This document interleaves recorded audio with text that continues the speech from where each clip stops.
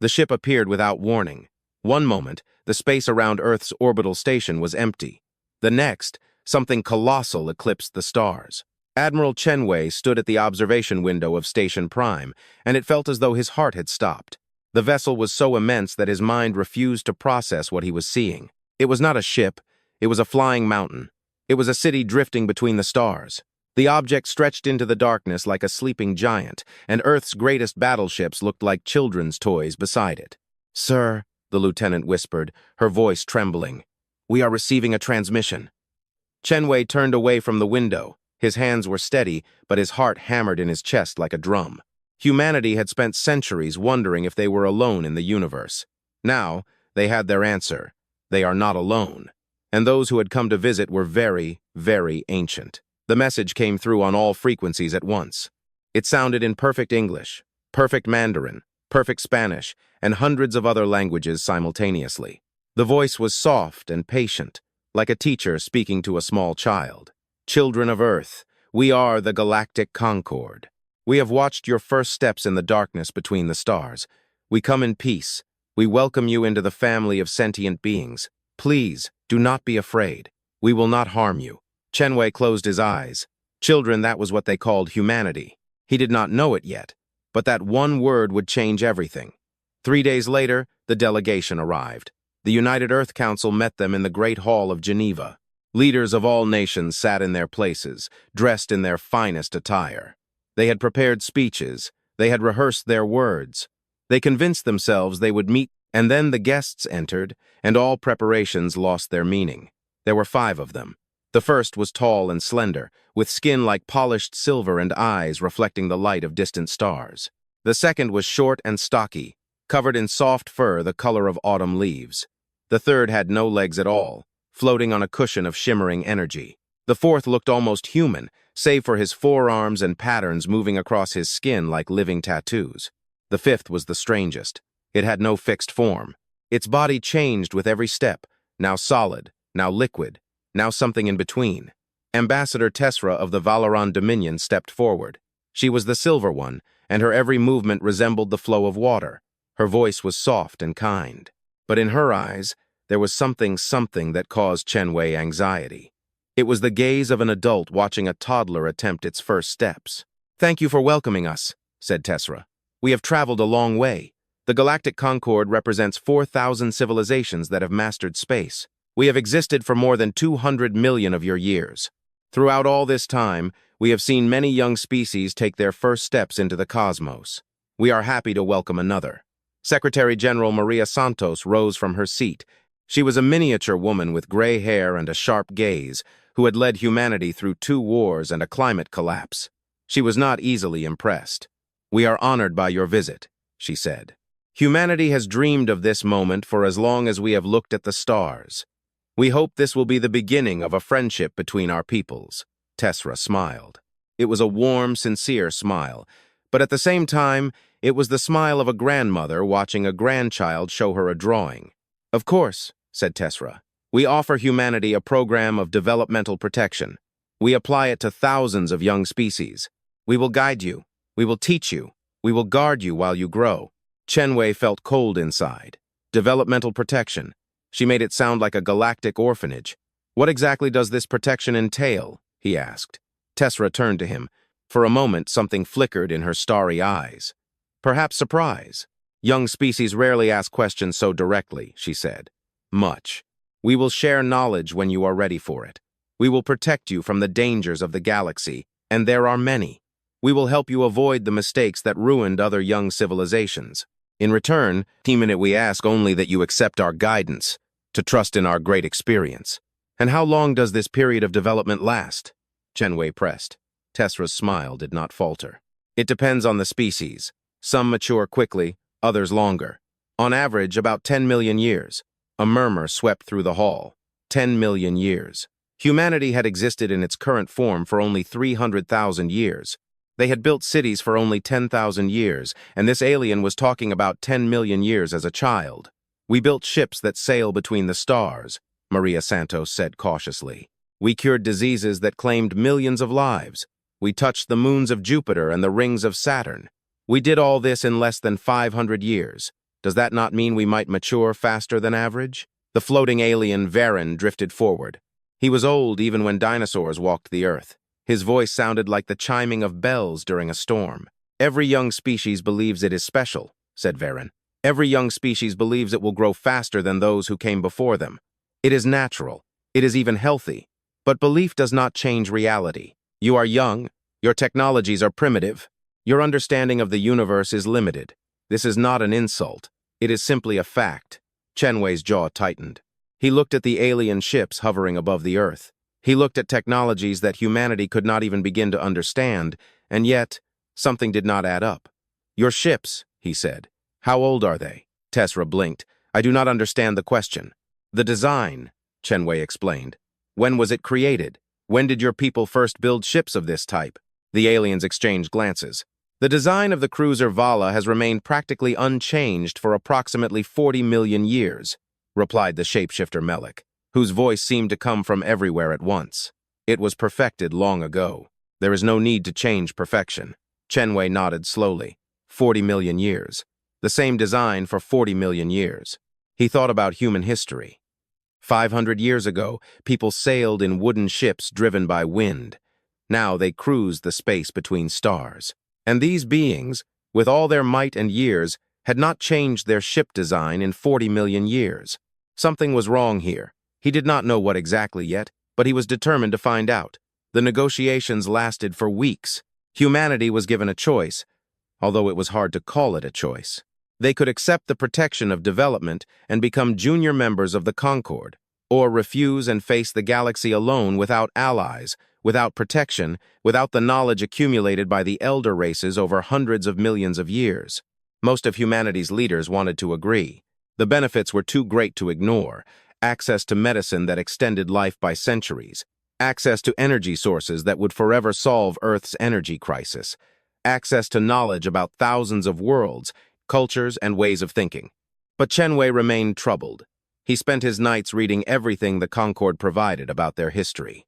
He studied their art, science, and philosophy. He learned about the great achievements of the elder races, about the wars they fought and the peace they built. And he noticed something strange. The history of the Concord was rich and detailed. It covered 200 million years of the rise and fall of countless civilizations, but it seemed to break off at a certain point, like a book from which the first pages had been torn out. The Concord knew its history up to a certain date, and before it, only darkness and silence. When he asked Tessera about this, she smiled her grandmotherly smile and patted his hand. Young species always ask about what was before, she said. It is natural to be curious. But the truth is simple. Before the Concord was chaos, scattered species fought each other, destroying one another, burning out like candles in the wind. The Concord brought order to this chaos. What was before does not matter. Only what we have built together matters. Chenwei did not believe her. He had spent his career studying people and knew when someone was hiding the truth. Tessera did not exactly lie, but she was withholding. He dug deeper. He demanded access to the Concord's historical archives. At first, he was refused, then offered limited access with many forbidden sections. Chenwei took what he was given and began to read. Most of what he found was predictable. Records of treaties and wars, discoveries and catastrophes, of species that rose and those that fell. But sometimes he found references to something else, something that made his blood run cold. The silence was mentioned only in passing, always briefly, always quickly brushed aside. A period about 4.2 billion years ago, when the galaxy plunged into darkness, every species of that era disappeared. Every record of that time was lost. The Concord did not know what had happened. They did not know why. They only knew that when the darkness ended and new species began to appear, nothing remained of what had been before. 4.2 billion years ago, Chenwei leaned back in his chair, staring at the ceiling. His mind worked feverishly. Why does this number seem familiar? He called up the geological history of Earth on the display. He flipped through billions of years of volcanic eruptions and ice ages, the formation of continents, the evolution of life from single-celled to complex organisms, and there it was. 4.2 billion years ago, the late heavy bombardment. A period when the Earth was shaken by thousands of asteroids and comets. A period when the surface of the planet melted and formed anew. A period when any life that existed then would have been completely destroyed. Scientists always wondered what caused that bombardment. Some spoke of orbital shifts of outer planets, some of a random chain of circumstances, the chaotic movement of debris in the young solar system. But what if it was something else? What if 4.2 billion years ago something happened? Something that affected not only Earth but the entire galaxy. Something that erased all advanced civilizations and left nothing but silence. Chenwei stood up and walked to the window. Outside, the stars burned cold and bright in the darkness. Somewhere out there, hidden in these archives, was the answer to the question the Concord had forgotten to ask. What really happened during the silence? And why does the time perfectly coincide with the destruction of ancient Earth? Humanity accepted preliminary membership in the Galactic Concord. The ceremony took place on the Concord flagship in a hall so large that clouds gathered under the ceiling. Representatives of all 4,000 member species were present, watching as humanity signed the treaty binding them to the rules of the Concord. Secretary General Santos spoke words of gratitude and hope. The Concord spoke words of welcome and guidance. Everyone smiled. Everyone applauded. Everyone agreed that this was a historic day for the beginning of a new chapter in human history. But Chenwei stood at the back of the hall and did not smile. He continued his research. He found more references to the silence, scattered across thousands of documents. He found records of artifacts from that era stored in vaults on distant worlds. He found hints of a terrible truth that the Concord had buried so deep that they had forgotten it themselves. And he found something else, something that made his hands tremble as he read. The first will return. They sleep in the third arm of the Milky Way. In the arm where a small yellow star and a blue-green planet called Earth were located. Chenwei looked around the hall, full of elder races. They were so sure, so convinced of their place in the universe. They had existed for hundreds of millions of years. They had seen young species come and go. They thought they understood everything, but they did not understand this. They did not understand that somewhere in their own archives was proof of a truth so shocking that it would shake the foundations of their civilization. Humanity was not young. Humanity was what? Something completely different. And Chenwei was going to find out what exactly. The ceremony ended. The delegates returned to their ships. Earth began its long path as a junior member of the Concord. Tessera met with Chenwei before departure. She seemed satisfied with how everything had gone. She smiled her warm smile and extended her hand in the human manner. "Do you have questions?" she said. "I see it in your eyes. Young species always have questions. That is good." "I have many questions," agreed Chenwei. "I hope the Concord will help me find the answers." "We will try," said Tessera. "But some answers need time. Some answers require patience. You are young, Admiral. You still have much to learn." Chenwei nodded. "I am sure of that." Tessera's ship flew away, gliding through space with the grace of a swimming fish. Chenwei watched as it disappeared. He thought about everything he had learned. He thought about the silence, about the first, and about the fact that they were sleeping in the third arm. He thought about how confident the elder races were, how sure they were that they knew everything worth knowing, how sure they were that humanity was just another young species taking its first steps into a universe unknown to them. They were wrong. Chenwei did not know exactly what they were wrong about, yet, but he knew that somewhere in the forgotten past of the galaxy, a secret was hidden that would change everything. A secret about Earth, a secret about humanity, a secret that had been buried for 4 billion years, and he was going to find it. It did not matter how long it would take. It did not matter what it would cost, because Chenwei had learned one simple truth his whole life. The universe is full of mysteries, and the only way to solve them is to never stop asking questions. The elder races stopped asking questions a long time ago. Humanity never did. And that, Chenwei thought, was what made them different. It made them dangerous, and it, ultimately, would make them realize the truth about themselves. They were not children learning to walk. They were something much older. They were someone the universe had forgotten, and they were finally ready to remember. 3 years passed. During this time, humanity learned much from the Galactic Concord. They learned to build better engines for their ships. They learned to grow food where nothing should grow. They mastered medicine capable of healing wounds in hours rather than weeks. The elder races were generous teachers, always patient, always kind, always treating humanity like bright children showing promise. But Admiral Chenwei did not forget his questions. He created a small group of researchers, scientists, historians, linguists, archaeologists, people who knew how to find secrets buried for long times, people who were not afraid to look where others had stopped looking. For 3 years, they searched the Concord archives. They followed every reference to the silence. They tracked every mention of the first. And slowly, piece by piece, they began to assemble a picture of what had actually happened 4 billion years ago. Then came the expedition to Kora. 7. Doctor. Yuki Tanaka was a xenoarchaeologist. She studied the remains of alien civilizations. She was short, quiet, with gray streaks in her black hair and eyes that missed nothing. When the Concord offered humanity limited access to the dead vaults, Kora, 7, she volunteered first. "What is a dead vault?" she asked at the briefing.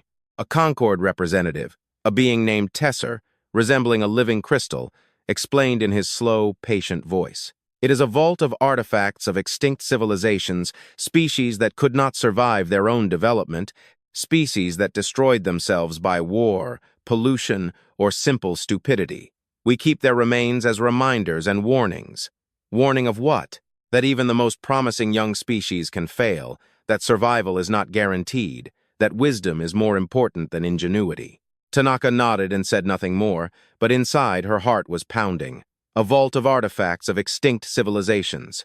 If the silence destroyed species 4 billion years ago, perhaps some traces remained in the dead vaults. The journey to Kora took 2 months.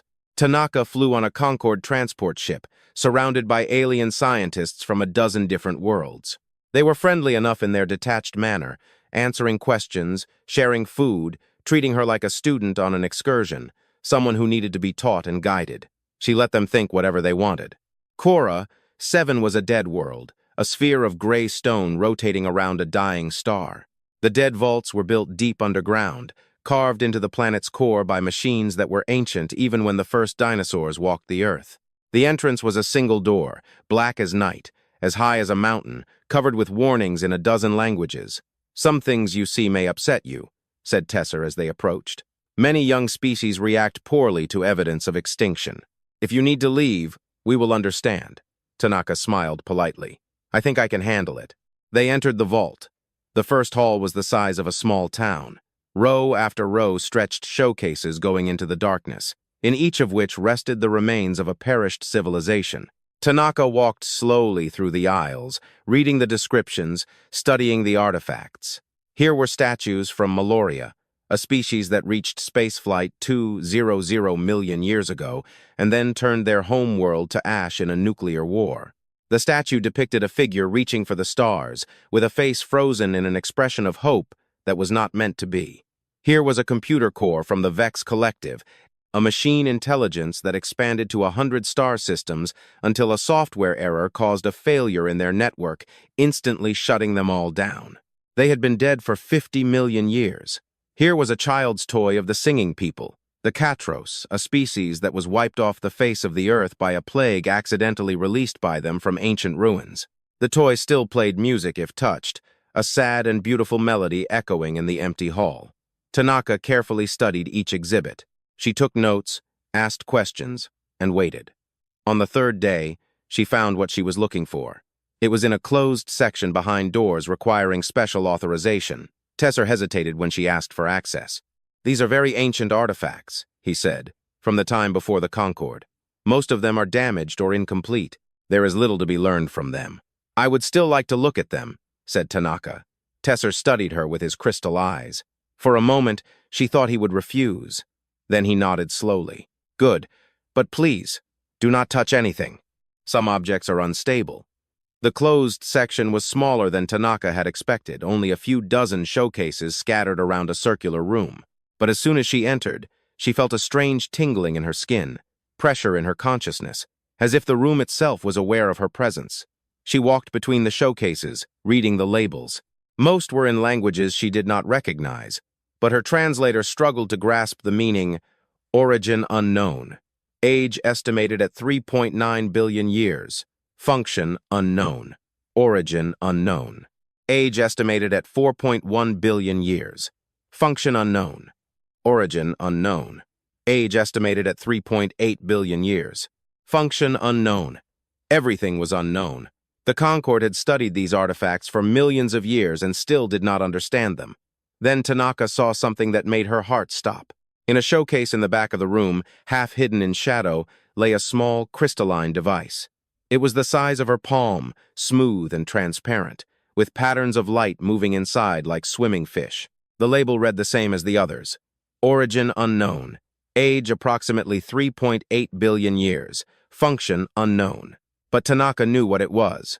She knew because she had seen something exactly like it before in a laboratory on Earth.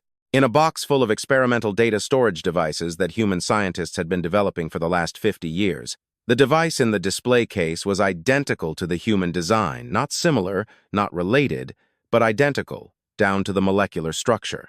Tanaka's hands were shaking. She took out a scanner and passed it over the display case. The results came in seconds, and when she read them, she had to clutch the edge of the display to keep from falling. The device contained data, billions of terabytes of data, encoded in a format that human computers could read. And at the very top of the data structure, like a document header, was one file, a DNA sequence. Human DNA, 3.8 billion years old. Tanaka spent the next 3 days as if in a fog. She continued her tour of the dead vaults. She smiled, nodded, and asked the expected questions. She let the Concord scientists explain their theories about vanished civilizations. She pretended to be impressed by their knowledge. But every night she returned to the closed section. She scanned every artifact. She looked for new evidence and found it. In a showcase labeled only with a number, she found a star map. It was carved from a material that should not exist, a crystal harder than diamond and lighter than air. The map showed the Milky Way in perfect detail. Every star in its place, every nebula flawlessly rendered. And in the third arm of the galaxy, one star was marked with a symbol, a circle with a line through the middle. The same symbol that appeared on ancient cave paintings all over Earth. The same symbol that people used for the word home in the most ancient languages. The star was the Sunday Earth. The map was 4.1 billion years old. Who knew about Earth 4.1 billion years ago? Someone had marked it as special. Who cared enough about a small yellow star and its blue-green planet to record its location on a map that would last for billions of years? Tanaka found other things, warnings engraved on a piece of metal that had survived 4 billion years of decay. The words were in a language that no living species could read, but her translator worked on it for hours before finally giving a result. The first will return. They sleep in the third arm. Do not wake them. Do not disturb their rest. When the time comes, they will remember. She found this warning again and again in different languages, in different formats, scattered throughout the closed section. Different species, different cultures, different times, but all of them said the same thing.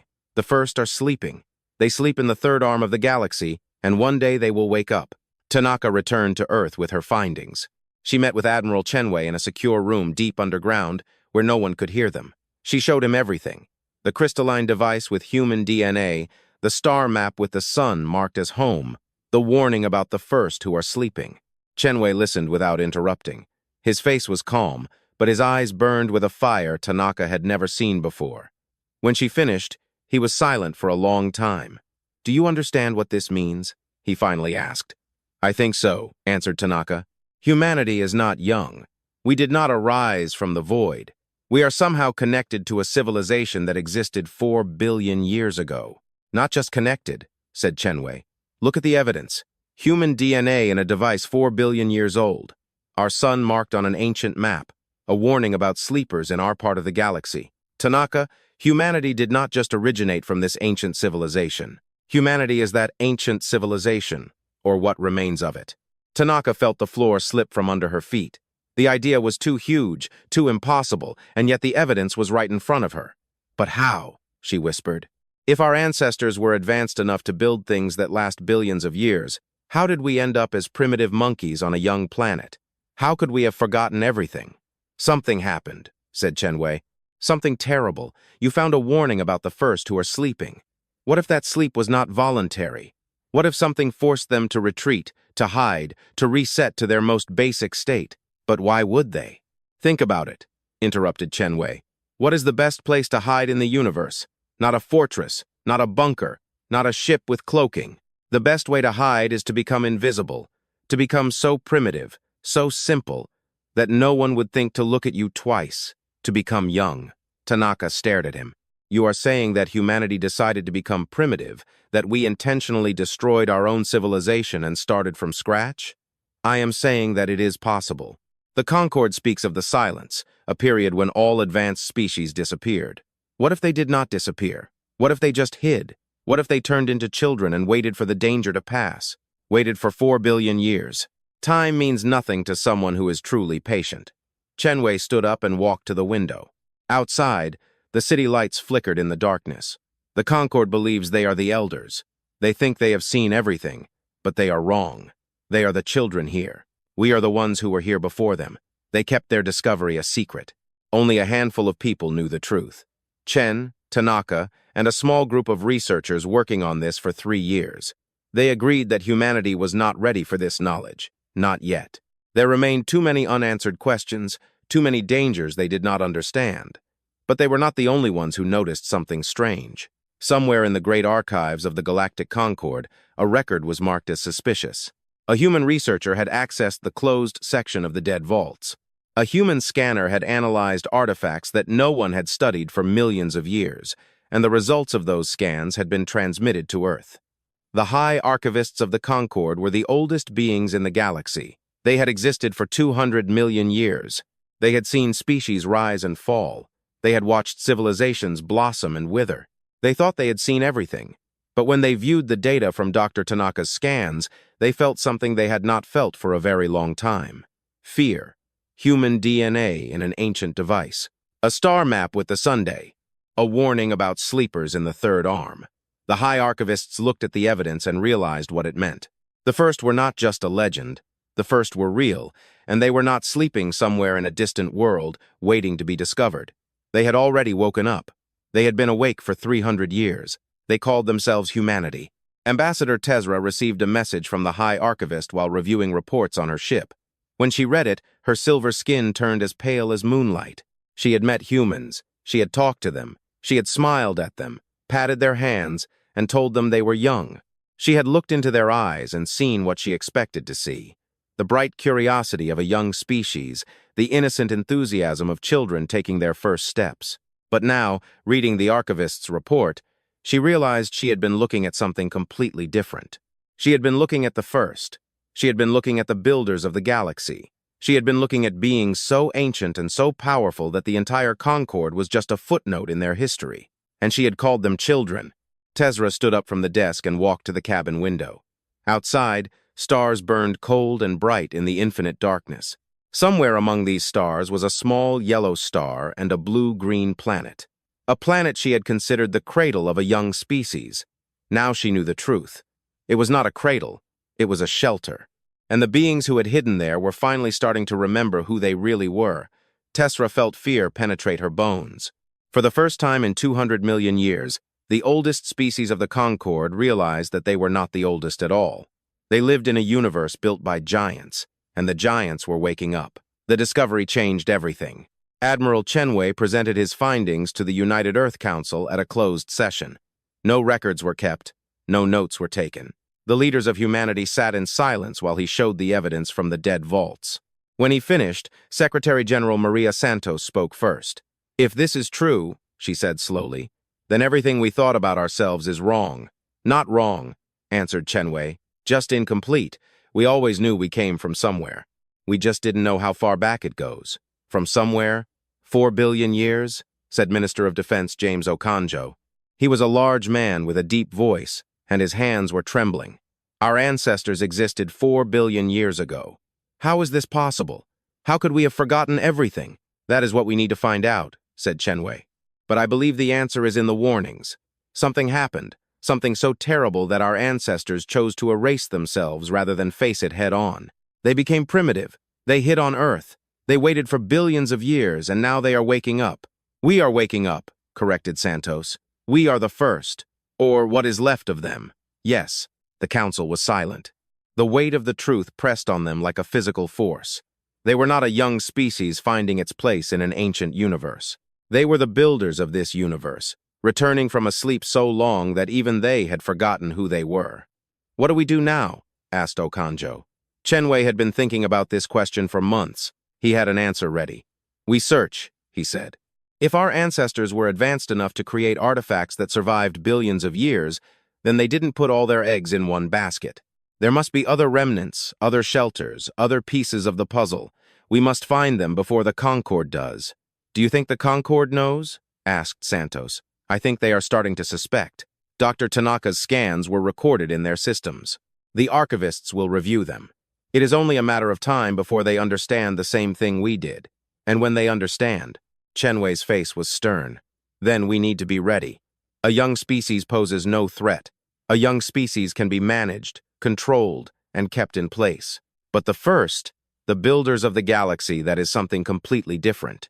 Some of the elder races might welcome the return of their creators, but others. He did not finish the sentence. Everyone in the room understood everything. Project Genesis began the next day. It was the most secret operation in human history. Only a handful of people knew of its existence. They worked in hidden facilities, using coded communications, following trails that led deeper into the forgotten past of humanity, and they found things. Deep in the Mariana Trench, they discovered structures not natural formations, but engineered spaces, tunnels, and chambers carved from rock that was older than the current ocean floor. The structures were made of materials that human science could not identify, materials that should not exist according to known physics. And they were a mile across, cities hidden under the ocean. The moment human submarines approached, the structures began to glow with a soft blue light. Doors, sealed billions of years ago, opened. Systems that had been in hibernation since before the dinosaurs hummed, coming to life, but only for humans. When they sent robots in as a test, nothing happened. When they sent Concord observers, the structures remained dark and dead. Only when humans entered did the ancient technology wake up. Dr. Tanaka was part of the first group to enter the Pacific structures. She walked through corridors illuminated by lights that had waited 4 billion years to light up again.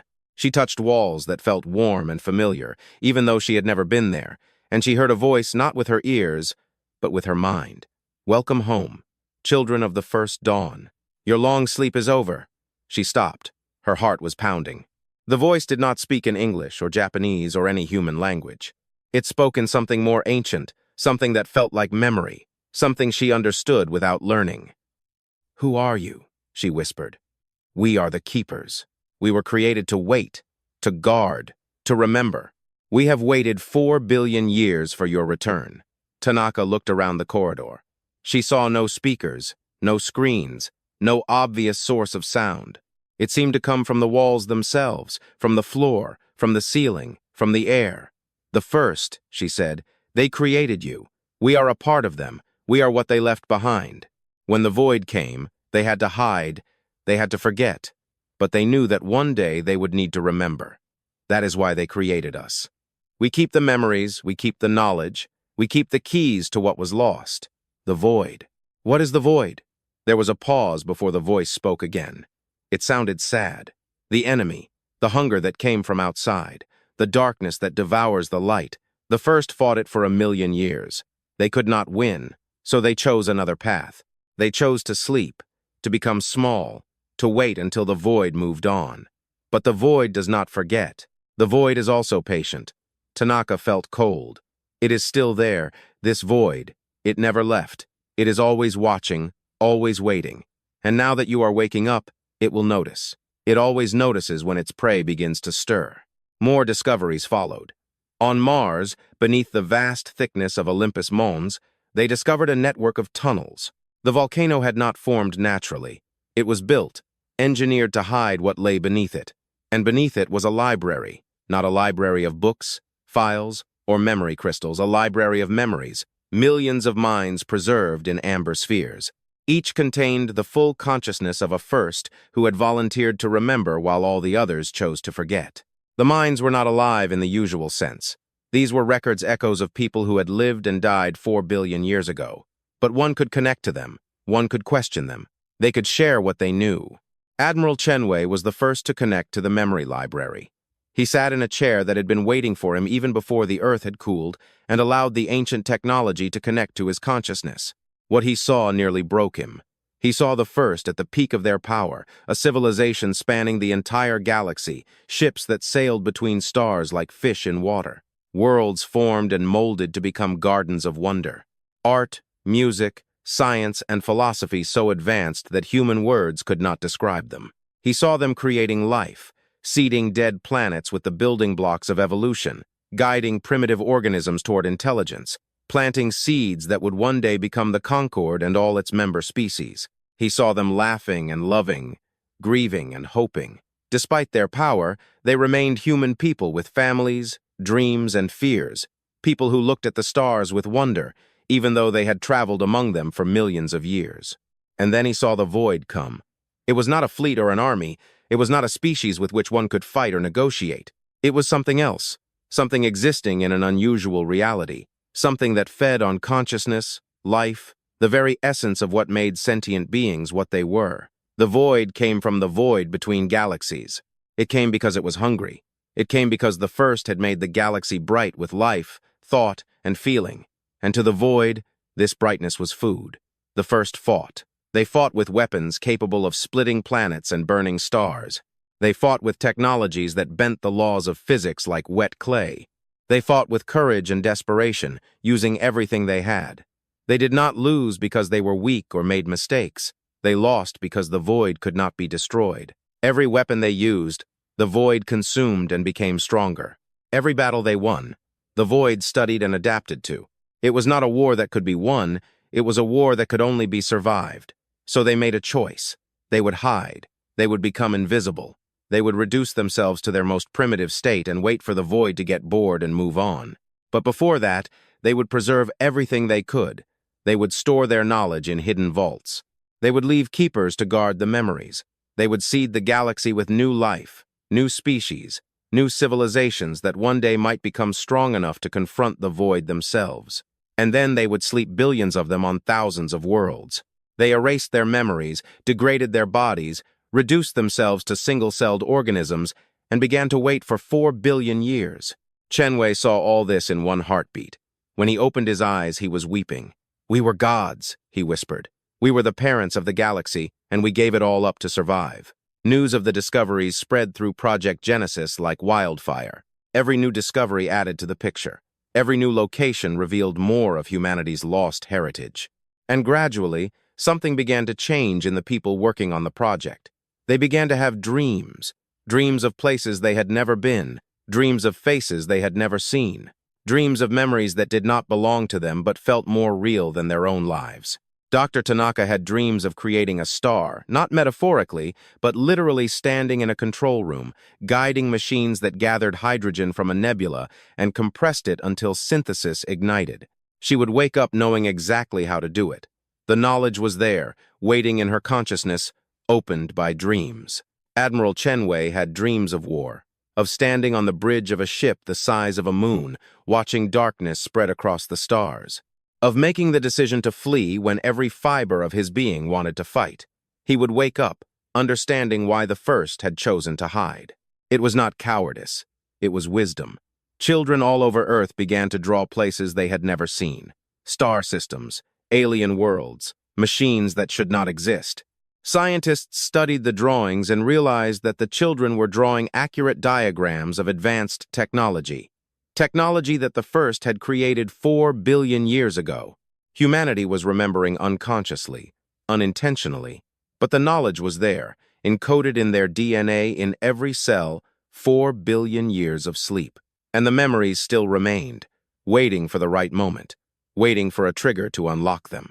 That trigger had been found, the Concord noticed. Ambassador Tessera demanded an urgent meeting with Secretary General Santos. She arrived at Earth's orbital station with a delegation of 10 ships, each bristling with weapons. This was not a friendly visit like 3 years ago.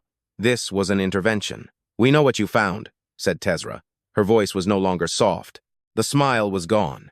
"We know about the structures beneath your ocean and mountains. We know about the artifacts that react to human touch. We know about the dreams." Santos met her calmly. "Then you know more than we expected. Do not play games with me," Tessera snapped. "The Concord has existed for 200 million years. We have seen what happens when young species gain access to power that they do not understand. They destroy themselves, or worse, destroy others. Is that what you think we will do? I do not know. That is what scares me. For 3 years, I believed that humanity was a promising young species, smart, ambitious, perhaps more creative than most. I was ready to be patient with you, to guide you, to help you grow." She paused, and her expression changed. something that looked almost like awe. But you are not young. You are older than us, older than the Concord, older than any species we have ever met. And we have no idea what you intend to do with the power you are recovering." Santos was silent for a moment. Then she asked a question Tessera did not expect. "Are you afraid of us, Ambassador?" Tessera's silver skin shimmered. "Yes. For the first time in 200 million years, the Concord is afraid. We have spent our existence believing that we are the elders of this galaxy. We built our civilization on that belief. We created our rules, laws, and customs based on the assumption that we knew better because we had been here longer than anyone else." She looked at Santos with eyes reflecting ancient stars. "And now we have learned that we were wrong, that we were children playing in a garden we did not plant, that the true elders had been here the whole time, sleeping among us, waiting to wake up. How are we supposed to feel about this, Secretary General? How should any species feel when it learns that everything it believed in was a lie?" Santos reached out and took Tessera's hand. It was a gesture she had learned from Tessera since their first meeting 3 years ago, a gesture of respect between equals. "You should feel what you feel," said Santos. "Fear, confusion, uncertainty, these are natural reactions to learning something that changes your understanding of the universe. But you should also feel hope. Hope for what? For the truth. You have spent 200 million years in the dark, not knowing where you came from, not knowing who built the foundation you stand on. Now you know. We are your ancestors, and we are not your enemies, Ambassador. We never were." Tessera's hand trembled in Santos's grip. "The artifacts speak of the void," Tessera whispered. "We have found mentions of it in our oldest records. We never understood what it meant. But you know, don't you? You know what your ancestors were hiding from?" Santos nodded slowly. "Yes, we know. It is still there?" "Yes." Tessera closed her eyes. When she opened them again, they were wet with tears, shimmering like stars. "Then we have much to discuss, and not much time to discuss it." The news reached Chenwei while he was studying the latest findings from the site on Mars. The Concord knew they were afraid, but they wanted to talk. He looked at the dome above his head, at the red Martian sky and the distant sun, where something was hidden in the darkness between galaxies. The void was waiting, watching, feeling the stirring of its ancient prey. The first had given up everything to survive.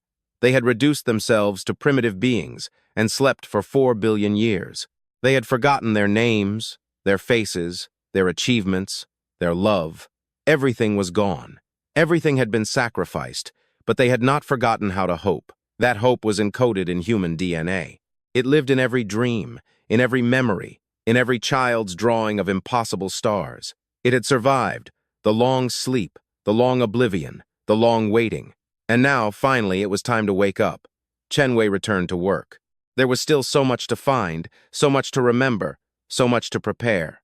The void was approaching, but this time humanity would be ready. This time the first would not hide. This time they would remember who they really were and make the universe remember with them. The Concord sent a fleet, 10 ships gathered on the edge of the solar system, cruisers, battleships, and carriers from 100 different species, the largest military force assembled in 1,000,000 years. They hovered in space like a wall of steel and fire. Their weapons were charged, shields raised. Crews were ready for what would happen next. Admiral Vorn of the Collective commanded the fleet. He was old even by Concord standards, a being of pure energy that had existed for 30 million years. He had fought in wars of which humanity had not even heard. He had destroyed civilizations that threatened the peace of the galaxy. He had done terrible things in the name of safety, but he had never felt fear like this. The archivist's reports were clear. Humanity was not a young species. Humanity was something much worse. They were the first, awakened from a sleep that had lasted 4 billion years. They were the builders of the galaxy, the creators of hyperspatial paths, the seeders of life in thousands of worlds, and they were remembering.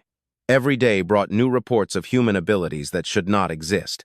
Scientists were solving equations that had baffled Concord researchers for millions of years. Engineers were building devices by intuition, not by training.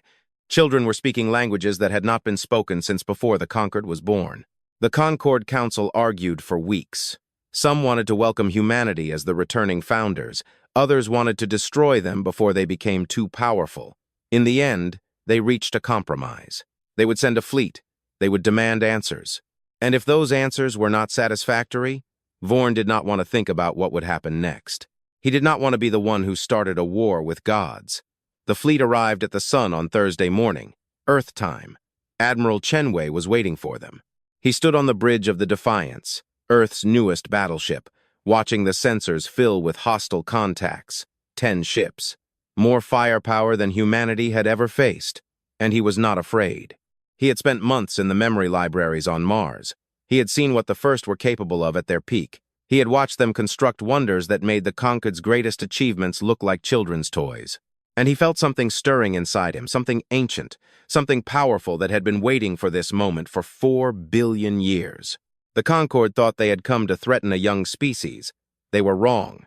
Admiral Vorn, said Chenwei. His voice was calm and clear over the comms channel. Welcome to the solar system. We have been waiting for you. Vorn's energy form wavered in surprise. The human did not seem afraid. If anything, he seemed amused. Admiral Chenwei, Vorn replied. The Galactic Concord demands an explanation for recent events. You have accessed forbidden technology.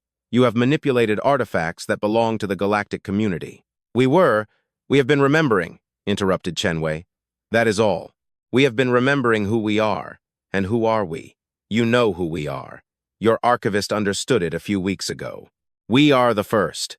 We are the species that built this galaxy. We are your ancestors. Admiral, not by body, perhaps, but by spirit, by legacy, in everything that matters. The communication channel went silent. Vorn felt tension spreading through his fleet. Every ship, every crew member, every weapon system was waiting for what would happen next. If what you say is true, Vorn said slowly, then you are far more dangerous than we feared. The first possessed power beyond imagination power that ultimately destroyed them. Power did not destroy us, said Chenwei. We destroyed ourselves. We chose to sleep. We chose to forget because it was the only way to survive what was coming. The void? Yes, the void. Have you heard of it? Only in the oldest records, stories, legends. We never believed they were real. They are real, and they are coming back. Chenwei gave the order. On Earth, Mars, the Moon, and a dozen other places, ancient systems came to life. Technology that had been dormant for 4 billion years activated in response to human commands. Shipyards hidden under mountains began to build.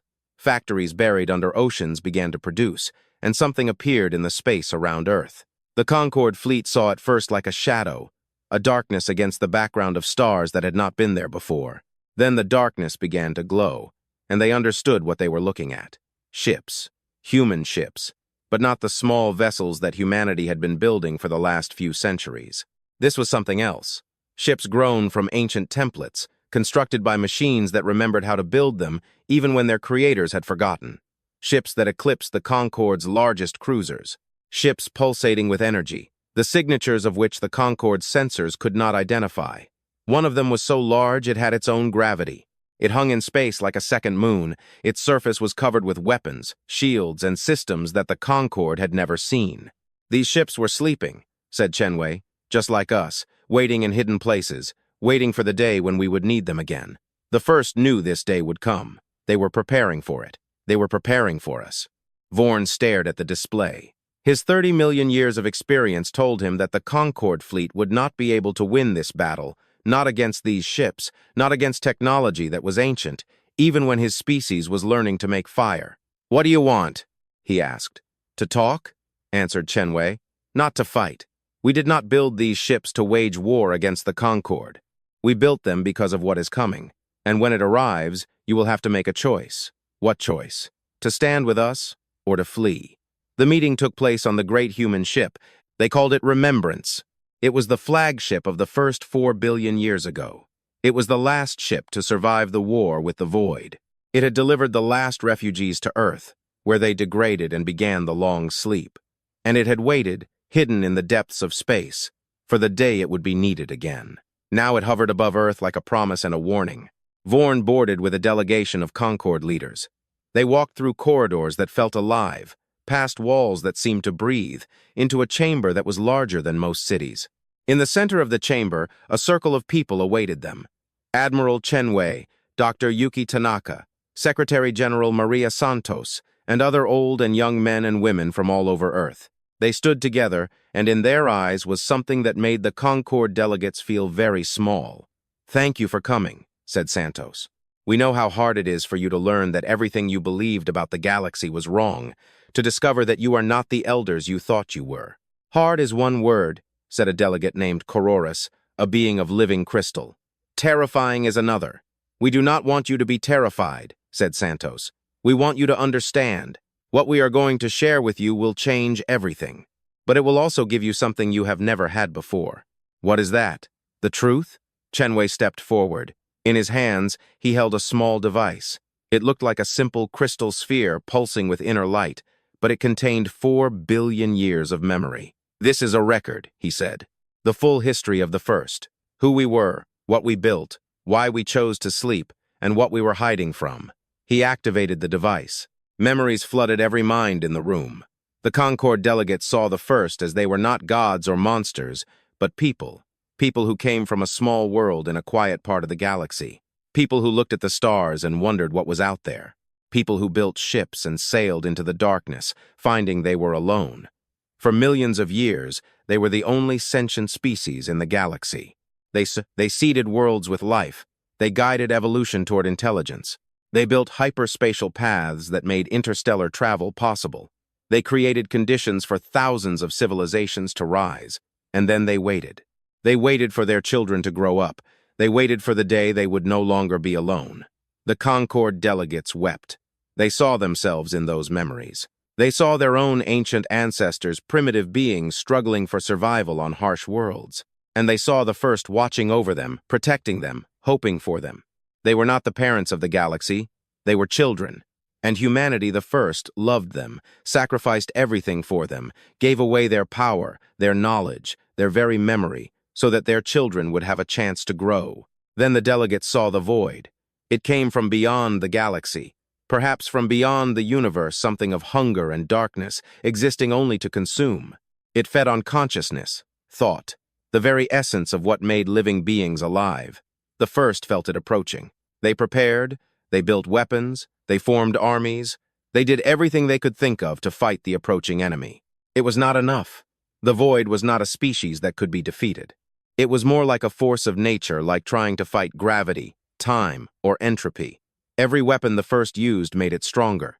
Every victory they achieved taught it new ways to attack. The war lasted for 1,000,000 years. In the end, the first made a terrible choice. They could not win, they could not flee. The void would find them wherever they hid. The only way to survive was to become invisible, to become so small and primitive that the void would not notice them. So they reset their settings, they degraded their bodies, they erased their memories, they turned into single-celled organisms and dispersed across 1,000 worlds. And they slept. They slept for 4 billion years, waiting for the void to get bored and move on.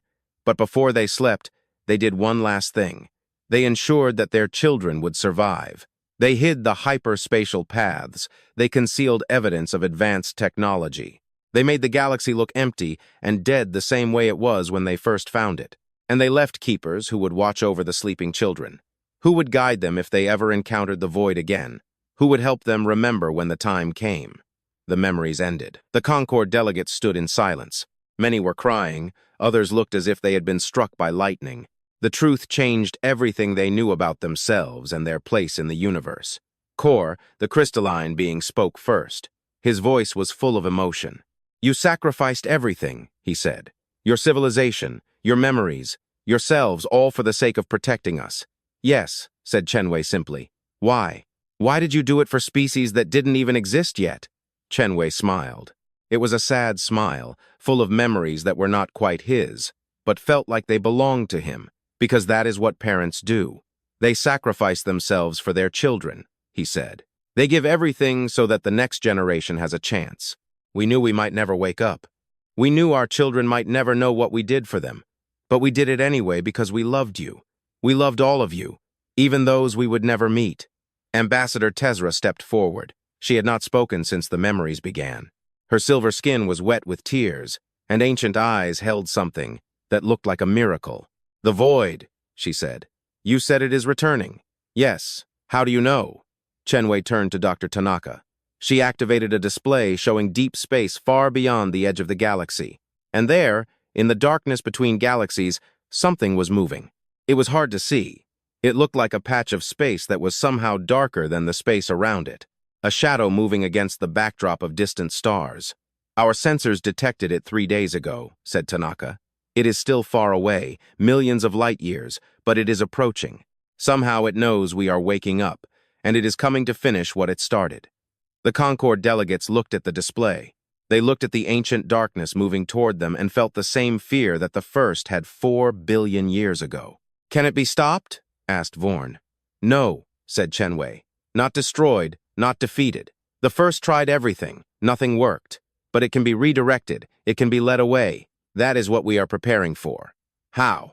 The first built something, a weapon of last hope, a beacon that would attract the void and lead it away from the galaxy.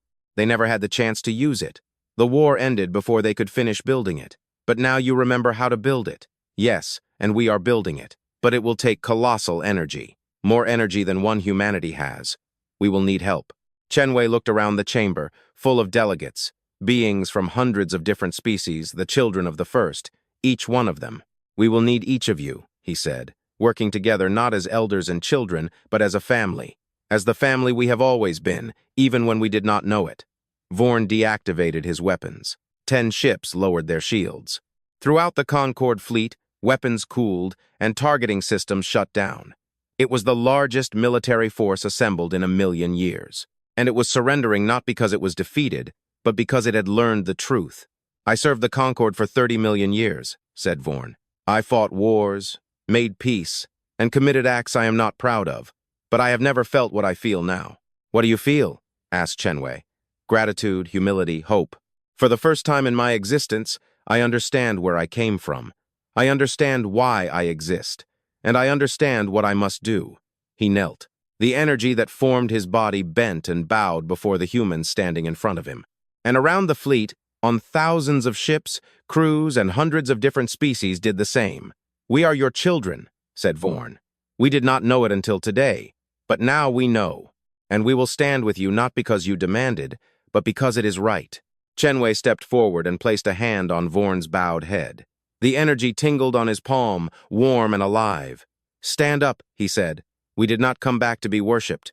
We came back to fight beside you, to protect you, as we always protected you. Stand up, Admiral. There is work to do. Vorn stood. His energy form seemed brighter, more focused, more determined. What do you need? He asked. Everything you have. The beacon requires the energy of every star in the galaxy, every ship, every station, every power source. We must work together, all of us. The Concord and humanity, elders and children, a family. Then you shall have it. I swear it with my existence. The Concord will stand with the first. Whatever comes, we will face it together. The news spread through the galaxy like fire. The first have returned. The builders of hyperspatial paths, the seeders of life, the parents of every species in the Concord. They slept on Earth for 4 billion years, and now they have woken up. And they were calling their children to war not against each other, not against the Concord or humans, or any living being, against something much worse, against the darkness that almost destroyed them once, against the void. Ships began to move. Fleets that had been rivals for millions of years set aside their differences. Species that had not spoken for centuries opened communication channels. Resources that had been hoarded were shared. Knowledge that had been kept secret was provided freely. The galaxy was uniting not because it was forced, not because it was threatened, but because it finally learned the truth about itself. It was a family. It had always been a family, and the family stood together. When the darkness came to Earth, Chenwei watched the galaxy gather together. He felt the weight of 4 billion years pressing on his shoulders. He felt the responsibility of having to lead this fight, but he also felt hope. The first gave up everything to save their children. They slept for 4 billion years, waiting for this moment. And now, finally, the moment had arrived. The void was approaching, but this time it would find more than sleeping prey. It would find a united galaxy, a family-ready children standing beside their parents for the first time in 4 billion years. It would find humanity, and humanity would remember who they really were, and they would make the universe remember with them. The galaxy had seen nothing like it. Every species, every world, every ship, station, and outpost in the Milky Way worked together toward one goal, Resources flowed along hyperspatial paths like blood through veins. Engineers from 1,000 different cultures shared knowledge. Scientists who had been rivals for millions of years collaborated on problems that seemed impossible. And in the center of it all was Earth. The small blue planet, once dismissed as the cradle of a young species, became the heart of the greatest project in galactic history. Ships gathered in orbit by the thousands. Factories worked day and night. Energy collectors stretched across the solar system, absorbing the light of the Sunday. They were building the beacon. Dr. Tanaka led the construction team. She had gained access to the deepest layers of the memory libraries on Mars, studying secrets that the first had kept even from themselves. The beacon was not just a machine, it was a promise. A light in the darkness that would shine brighter than any star. A lure that the void would not be able to resist. "How does it work?" asked Admiral Vorn during one of the many meetings. Tanaka brought up a display showing the beacon's design. It was beautiful in its complexity, a sphere of pure energy encased in a lattice of exotic matter. "The void feeds on consciousness," she explained, "on thought, on awareness. That is why it attacked the first. They created the brightest civilization in galactic history. To the void, they were a feast waiting to be consumed. So the beacon mimics consciousness. Moreover, it creates a false consciousness, a light so bright that nothing else in the galaxy compares. When we activate it, the void will be drawn to it like a moth to a flame. And then we will send the beacon away from the galaxy into the void between galaxies, and the void will follow it forever. We hope so. The beacon is designed to operate for billions of years, to lead the void into an endless chase through empty darkness. It will never catch the beacon. It will never return to this galaxy. It will disappear." Vorn's energy form wavered with something like hope. "The first created this design 4 billion years ago. Yes, but they never had the chance to build it. The war ended before they could gather the resources, before they could unite the galaxy. That is why they chose to sleep. They knew that one day, when they woke up, their children would be there to help them finish what they started. And here we are." Yes, here we are. The awakening continued throughout the galaxy. Other sleepers began to stir. Species that the Concord thought were young, with whom they had treated with the same soft condescension as with humanity, one by one began to remember. The Karate, a species of gentle giants from the outer edge, discovered they had once been the greatest architects of the first. They had designed the hyperspatial paths, paving roads through the fabric of space that made interstellar travel possible. The singing people of Katros, 4, supposedly extinct millions of years ago, were found alive in a hidden world. They were another branch of the first, another group of sleepers who had decided to hide rather than face the void head-on. The Vex Collective, a machine intelligence supposedly destroyed by a software error 50 million years ago, seemed very much alive. They had been the greatest scientists of the first, and they had built the original beacon design. When humanity woke them up, they immediately began improving the plans. Every awakening brought new knowledge, new memories, new pieces of the puzzle that the first had scattered across the galaxy 4 billion years ago. And every awakening forced the Concord to realize how wrong they had been. Ambassador Tezra visited Earth to see the construction of the beacon. She walked through shipyards and factories, watching beings of hundreds of species working side by side humans, Valarans, Karate, Vex, children and parents, a family. "We were so arrogant," she said to Secretary General Santos. "We called you children. We thought we were teaching you all this time. You were the teachers. You were the ones who made everything we have possible." Santos smiled gently. "You didn't know. How could you? We didn't know ourselves. We had forgotten as completely as you had. But you forgive us after all that arrogance, all those superior looks, all those times we treated you like infants needing guidance. There is nothing to forgive. You did the best you could with the knowledge you had. That is all any of us can do." Tessra was silent for a long time. Then she asked a question that had haunted her since she first learned the truth. "Do you regret it? The choice your ancestors made? Giving everything up? Sleeping for 4 billion years? Forgetting who you are?" Santos pondered the question. She thought about the memories she had accessed in the libraries.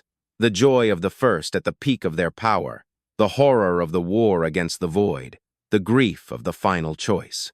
"I think," she said slowly, "my ancestors knew what they were doing. They knew the price. They paid it voluntarily because they loved their children, because they wanted us to have a chance. How can I regret that? How can anyone regret an act of such complete and selfless love? The void arrived on Tuesday. Deep space sensors had tracked it for months, watching as it traversed impossible distances between galaxies. It moved slowly at first, then faster still, as if it felt the awakening, as if it knew its ancient prey was finally stirring. Admiral Chenwei stood on the Bridge of Remembrance, watching the displays around him. The united fleet of the galaxy waited in formation. Thousands of ships, hundreds of species, all looking in one direction, all watching the same patch of darkness. And then the darkness moved. It was hard to describe what the void looked like. It was not a being in the usual sense. It was more of an absence, a place where reality broke down in the fabric of the universe that hungered for everything. It spread across the sky like spilled ink, eclipsing the stars one by one. It was huge, beyond imagination, larger than star systems, larger than nebulae. Darkness capable of swallowing entire galaxies, and it was hungry. Chenwei felt it. Everyone in the fleet felt it. The pressure on their minds, the whisper that promised rest, peace, and an end to all struggle. The void did not fight with weapons. It fought with despair. It made its victims want to give up, to stop fighting, to let the darkness take them. The first had felt this despair 4 billion years ago. They had felt it, fought against it, and in the end, surrendered to it not because they were weak, but because they knew they could not win. But Chenwei was not his ancestor. He was something new, something that had slept for 4 billion years and woken up with hope still burning in his heart, something reborn through sacrifice, love, and a stubborn refusal to let the darkness win. He opened a communication channel to the entire fleet. "I know you feel it," he said. His voice was calm and steady. "The despair, the hopelessness, the voice that tells you to give up. I feel it too. We all feel it. It is the void's greatest weapon. Not its hunger, not its darkness, but its ability to make us believe we cannot win." He paused. On thousands of ships, crews of hundreds of species were listening. But we are not alone. We never were alone. 4 billion years ago, our ancestors faced this enemy alone. They fought until they could fight no longer. They gave up everything to give us a chance. And now we have that chance. Not as humans, not as the Concord, but as a family. Despair pressed harder, the darkness spread wider. But on the Bridge of Remembrance, Chenwei smiled. The void feeds on consciousness. It feeds on awareness. It feeds on everything that makes us alive. But there is something it does not understand, something it has never understood. When we stand together, we are more than the sum of our parts. When we fight for each other, we are stronger than any hunger. When we love, we become a light that no darkness can extinguish. He turned to face the approaching shadow. Activate the beacon. Throughout the galaxy, energy flowed. Every star, every reactor, every power source in the Milky Way contributed to the beacon. The gathered power of 100 billion suns focused on one point in space near Earth. The lattice of exotic matter containing the beacon's core began to glow. At first, it was just a spark, a tiny point of light in the darkness. But the spark grew. It became a flame. The flame became a fire, and the fire became something completely different. A false consciousness was born. An artificial awareness so bright, so vast, so overwhelming that it eclipsed everything else in the galaxy. Every living mind, every sentient being, every spark of awareness was nothing compared to the light of the beacon. To the void, it must have seemed like a feast beyond imagination, food that would satisfy its hunger for all eternity. The greatest prize it had ever encountered. The darkness hesitated. For the first time in billions of years, it stopped. It hung in space, huge and terrible, considering this new thing, this impossible light that burned brighter than any star. Then it turned slowly at first, then faster. The void shifted its attention from the fleet, from the galaxy, from everything it had been approaching. It focused entirely on the beacon, and the beacon began to move. The plan was simple. The beacon would lead the void away from the galaxy, into the void between galaxies, into the cold darkness where nothing lived and nothing grew. It would run forever, and the void would chase it forever, and the galaxy would be safe. But simple plans often have complications. The beacon was fast, but the void was faster. The darkness rushed forward, closing the gap between itself and the false light. The beacon increased speed, drawing more energy from the entire galaxy. But it was not enough. The void was too hungry, too desperate, too close. Dr. Tanaka watched the displays with growing horror. "It is catching up," she said. "We did not account for this. The void is adapting. It is learning to move faster. Can we increase the beacon's speed? We are already at maximum power. Every power source in the galaxy is connected. There is nothing more to give." Chenwei closed his eyes. He dove deep into the memories that had been unlocked over the last year, looking for something that might help, and he found it. The final memory. The secret that the first had kept even from themselves, the last resort they had hoped never to use. "There is one more thing we can give," he said quietly. Tanaka looked at him. Her face was pale. "You can't mean—" "The beacon feeds on consciousness. It needs awareness to burn. We have been giving it artificial awareness created by machines. But that awareness is weak compared to the real thing. Chen, no. If we connect living minds to the beacon voluntarily, consciously, we can make it burn brighter, bright enough to outrun the void forever. But the minds connected to the beacon, they will disappear. They will become a part of it. They will never return." Chenwei nodded slowly. "I know." The call went out to the fleet. Chen explained the situation. The beacon was not fast enough. The void was catching up. Without additional energy, the plan would fail, and the galaxy would be consumed. He did not ask for volunteers. He did not demand sacrifice. He simply told the truth and waited. The answers came in seconds. First 1 ship, then 10, then 100, then thousands of beings from every species in the galaxy, offering to connect their minds to the beacon, offering to give up their existence so that others might live. "We are children of the first," said a karate captain. 4 billion years ago, our parents gave up everything for us. How can we do less?" "I have lived 30 million years," said Admiral Vorn. "That is enough. Let me spend what is left of my existence protecting those who come after." "I always wanted to be a star," said a young human pilot. "Now I will get my wish." There were millions of volunteers, more than enough, more than Chenwei ever expected. He looked at the list of names. Every life, every story, every consciousness that would burn forever in the light of the beacon. "Thank you," he whispered. "Thank you all." The connection was established. Millions of minds connected to the beacon's core. Their awareness surged into the artificial consciousness. Making it brighter, hotter, more real, the beacon ceased to be a simulation. It was a collection of souls, a gathering of volunteers, a light made of love, sacrifice, and hope. The void felt the change. It rushed forward even faster, desperately wanting to consume this incredible prize. But the beacon was now faster, much faster. The gap between them began to widen. Throughout the galaxy, those who remained watched as the beacon rose higher, away from the plane of the galaxy, away from the turning arms of stars and planets into the vast void outside. The void followed it. It could not resist. The light was too bright, the food was too tempting.